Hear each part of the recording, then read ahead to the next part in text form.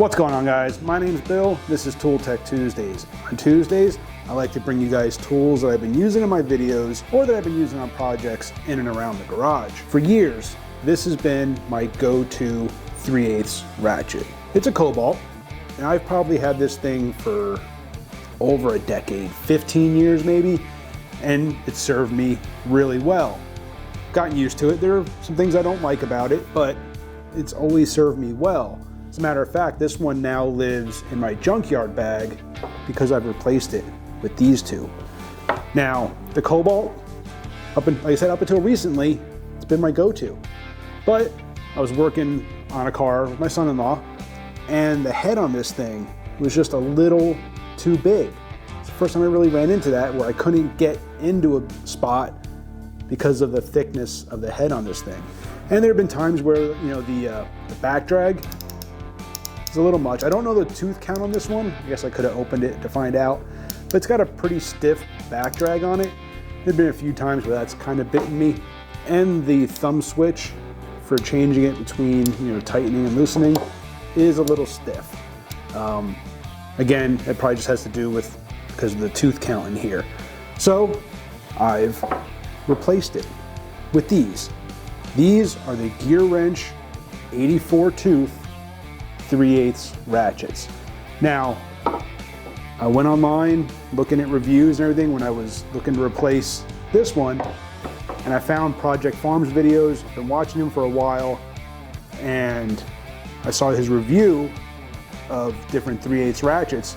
I was really impressed with how well the Gearwrench 84 tooth performed. It's got a nice slim head.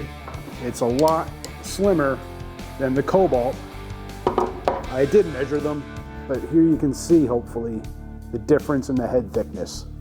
It may not look like a lot, but, you know, when tight spaces, every few millimeters helps.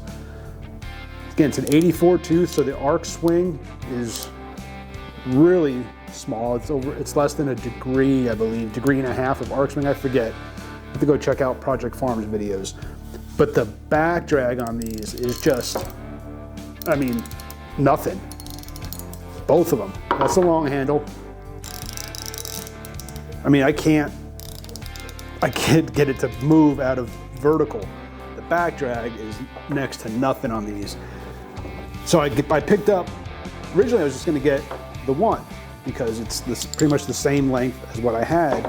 But there are times where it's nice to have that little extra leverage. So I did pick up the long handle also.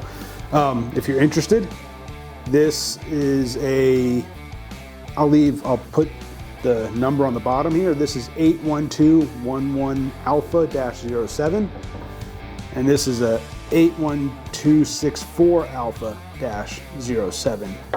Guys, I have been really happy with the Gearwrench 3/8 ratchets.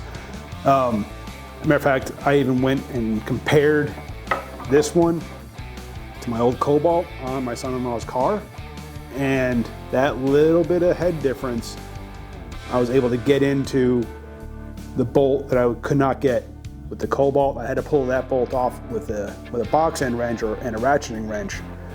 But now I could get in there with the Gearwrench.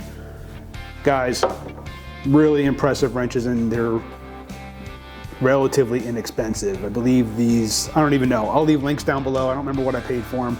I'll leave the links down below. You can go check them out. Appreciate you guys for watching. Hit that subscribe, hit the bell, get back to work.